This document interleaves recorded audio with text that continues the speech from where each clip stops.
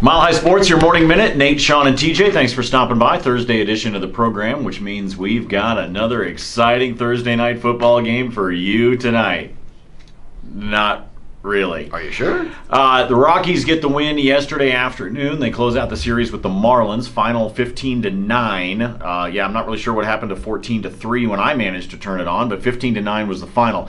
That takes the magic number down to 2. That's what they need against the Brewers. The magic number is 1 against the Cardinals, so either wins or losses. The Rockies continue to have everything within their own control. However, still feels a little shaky to me. As small as that number gets, Sean, I'm still not comfortable until I see it happen. Yeah, I mean, the math says they're in good shape, but I think the way the Rockies have played over the last couple of weeks haven't really inspired a lot of confidence. So I understand why fans are nervous about it. These last 2 wins against the Marlins have been enormous. The offense looked like it came back, which is good, because it wasn't that long ago since this team was getting shut out 3 times in 4 games. So if they can keep that rolling and then maybe getting them that wild card game next week, we'll see. But they probably are still going to have to win one against a Dodgers team that at the moment is actually still playing for something. While they have the best record in the National League, they want the home field throughout everything, including a potential World Series. So Cleveland on the other side is going for 100. We'll see where the Rockies end up. But as for tonight, Rockies fans, you're rooting for the Reds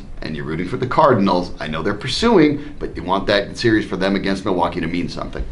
Yeah, you've got 7 games here, 7 opportunities between what the Brewers are doing and what the Rockies are doing to get your 3, either wins or losses. So that's a lot of opportunities. It's very realistic at this point that the Rockies will be going to the postseason unless they completely and totally tank.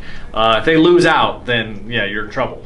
But at this point, I think it's a pretty good sign that the Rockies are pitching well. You mentioned the offense. Offense comes and goes. We kind of had an inkling that coming back to Coors Field would help that out, and it did. So hopefully they finish the season strong and they end up going into the postseason, get ready for the Diamondbacks. Coming off of the loss to the Bills, the Broncos, of course, are in Raiders week as Oakland will be here on Sunday afternoon. They got back to work yesterday talking about the running game, talking about the fact that, frankly, they lead the NFL right now in third down efficiency. So there's a lot of good things despite the loss to Buffalo as they go into Oakland, and obviously the rivalry always gets everybody going. Yeah, obviously it's a great rivalry, and I think for the Broncos, that loss to the Bills isn't one of those games where they were just overmatched. They have things they can work on. They know they have things they can work on, but it exposed things that they can work on. So to my mind, this can be a productive loss if they take the lessons of the things they did not do well against the Bills and then bring it forward to the Raiders.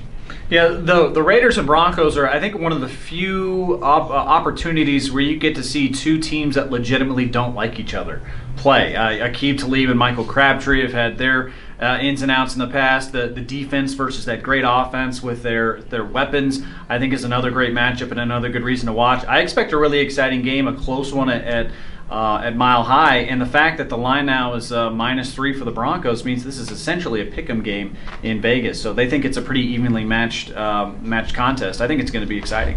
Both Amari Cooper and Michael Crabtree were limited in practice yesterday for the Raiders. Both of them more than likely will play this weekend because it is an important game to both of these teams, but we'll keep an eye on the injury reports for you. Tomorrow, it's a Football Friday. We'll be back with you 7 a.m. on Mile High Sports Radio, AM 1340, FM 1047. But for now, for TJ, for Sean, I'm Nate. See ya.